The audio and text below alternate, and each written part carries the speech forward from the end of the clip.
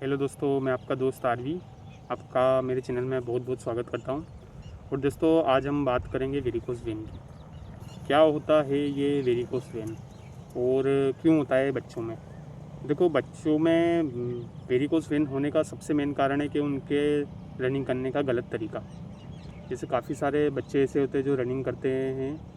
तो काफ़ी सारी ऐसी गलतियाँ करते हैं जिन कारण उनको वेरिकोस होने का खतरा रहता है। जिसमें सबसे बड़ी गलती है कि जैसे वो रोड वगैरह पे रनिंग करते हैं,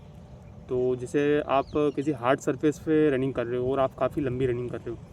जैसे कि कोई 5 किलोमीटर या नॉर्मल 2-3 किलोमीटर भी अगर वो कर रहा है और रेगुलर काफ़ी टाइम से कर रहा है, तो उसको वेरिकोस वेन होने का खतरा रहता है।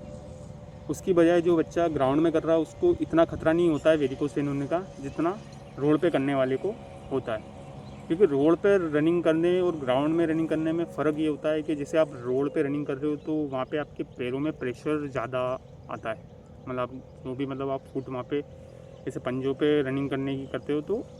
वो आता है। और जैसे आप ग्राउंड में भी जैसे आप रनिंग कर रहे हो तो ग्राउंड में क्या है कि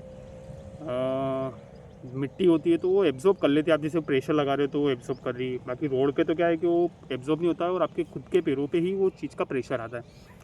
जिस कारण क्या होता है कि आपके जो घुटने होते हैं, घुटने हमारे, इन घुटने के जो पीछे वाली जो वेन्स होती हैं, यहाँ पे हमारे क्या होता है कि वेरिकोस वेन में हमारी ऐसी जिगजैग टाइप की वेन एक उभर जाती है और उसमें ब्लड क्लोथिंग होने लगती है। ब्लड का जो थक्का जिस टाइप से जमने लगता है। अब इनकी सबसे बड़ी मेन समस्या क्या है कि इस चीज़ की कि जो बच्चे आर्मी की तैयारी कर रहे हैं, एसएससी जीडी की तैयारी कर रहे हैं, कोई सीपीओ की कर रहा है, कोई सीडीएस की कर रहा है, जो भी डिफेंस से रिलेटेड एग्ज़ाम की तैयारी कर रहे हैं, तो उन एग्ज़ाम में इनके प्रॉब्लम होती है कि वहाँ एक वेरिकोस वेन का पॉइंट बनता है। और जिन भी बच्चों के पीछे ऐसे जिगजैग टाइप की वेन उभरती है या उसके अंदर ऐसे उभरी उभरी रहती है और वो दिखती है, उसको वहाँ पे क्या करते हो कि इसको पता कर, अगर आपको भी जैसे पता करना है कि मेरे को वेरिकोस वेन है कि नहीं है, तो आप कुछ मत करिए। आप कहीं भी खड़े होके कम से कम 5 से 10 मिनट जंप, एक ही जगह जंप करिए, ऊपर नीचे ऊपर नीचे ऊपर नीचे। और उसके बाद क्या है कि आप आपके घुटने के पीछे देखिए, अगर कोई वेन उभर रही है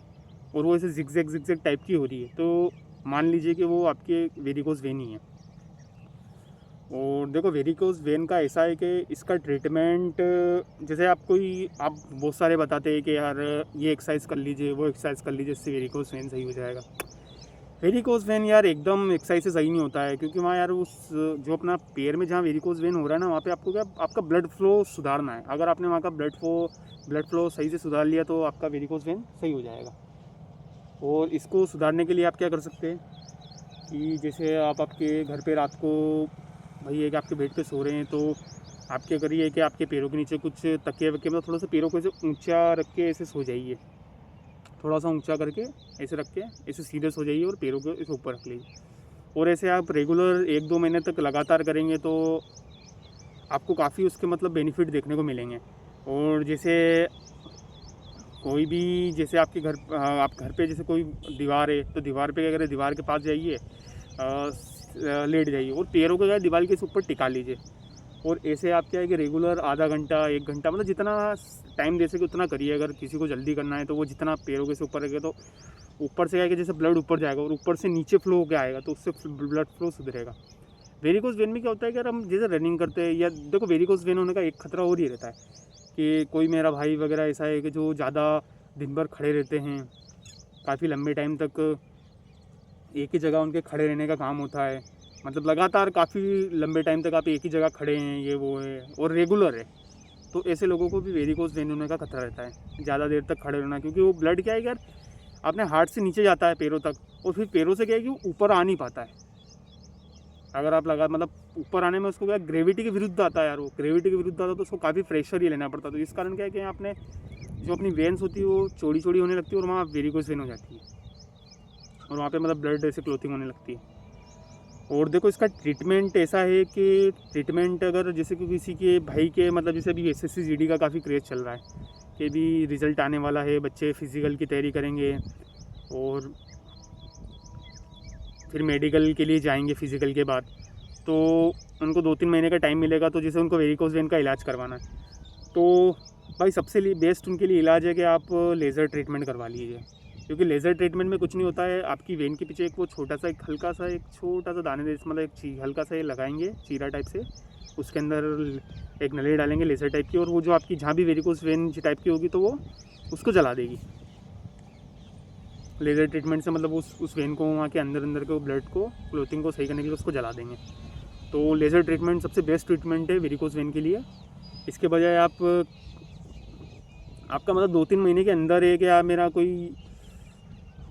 फिजिकल है तो उसके लिए आप लेज़र ट्रीटमेंट बेस्ट है। और आप दूसरा ट्रीटमेंट भी करा सकते हैं, पर दूसरे ट्रीटमेंट में क्या होता है कि यार प्रॉपर डॉक्टर क्या प्रॉपर सर्जरी करते हैं, पूरा वो काट के वेन को वहाँ पे चीरा लगा के ये ना, उसको क्या है कि फिर वो टाँके वाके लगाते तो उसमें क्या निशान बना हुआ रह जाता है, और उसके फिर ज़्यादा चांसेस ये होते हैं कि आपने कहीं मेडिकल आप देने भी गए कि हाँ आप साल 6 महीने बाद देने भी गए, तो कभी का वहाँ निशान बना हुआ है तो वो वहीं से आपको रिजेक्ट कर देते हैं कि यार आपके तो यहाँ निशान बना हुआ है और ये। तो इसलिए सबसे बेस्ट अगर किसी को डिफेंस में जाना है और उसकी वेरिकोस वेन है तो उसके लिए सबसे बेस्ट ये है कि वो लेज़र ट्रीटमेंट करवा ले। और बाकी रेगुलर जो घर पे किसी को नॉर्मल हो रहा है ना, अभी उसकी शुरुआत है ना, उसको सही करना है तो उसके लिए मैंने 2 तरीके बताए। एक तो रात को सो तो अपने पैरों को और बेड के नीचे मतलब बेड पे अपने पैरों के नीचे 2 तकिए लगा के, मतलब सोते टाइम आप रात को अपने पैरों के नीचे 2 तकिए लगा लो, इसे थोड़ा सा ऊंचा करके पैरों को, और ऐसे सो जाओ। और सुबह जैसे कि मैंने आपको बताया है कि टाइम निकाल के आप आधा घंटा है 30-40 मतलब मिनिमम रोज़ अगर आप आधा घंटा भी ऐसे पैरों को ऊपर दीवार पे रखते हैं ना, ऐसे प्रैक्टिस कर रहे हो कि पैरों को ऐसे ऊपर दीवार पे रख लो ना, ऐसे लेट जाओ, तो इससे फ्लो क्या है कि ब्लड ऊपर जाएगा नीचे आएगा, तो उससे फ्लो अच्छा होगा ना, उससे आपको रिलीफ भी मिलेगा, पेन वगैरह कम होगा पीछे। जैसे वेरिकोस वेन में लोगों को क्या है कि जहाँ वेरिकोस वेन होता है वहाँ पे पेन फीलिंग होता है थोड़ा, तो वो भी रिलीफ होगा। और आज के लिए काफ़ी दोस्तों, और अगर आपको वीडियो अच्छा लगा है तो आप मुझे सब्सक्राइब कीजिए, फॉलो कीजिए और लाइक कीजिए। और यार आपका दोस्तों कोई भी ऐसा फ्रेंड है कि जो वेरिकोस वेन से गुजर रहा है या ये उसको समझ में नहीं आया, तो उस तक आप ये वीडियो पहुँचाइए, जिससे उसको पता चलेगा कि भाई उसको मेन करना क्या है। उसको मतलब कि अगर अभी शुरुआत स्टेज में है तो ये 2 एक्सरसाइज मैंने आपको बताई है, इनको फॉलो करके वो धीरे धीरे सही कर सकता है। और या फिर मैंने आपको एक वो वॉल वाली बताई कि आप पैरों को इसे ऊपर रख के रोज़ 30-40 आधा घंटा आसपास ऐसे कर सकते हो, मतलब पैरों को ऐसे करके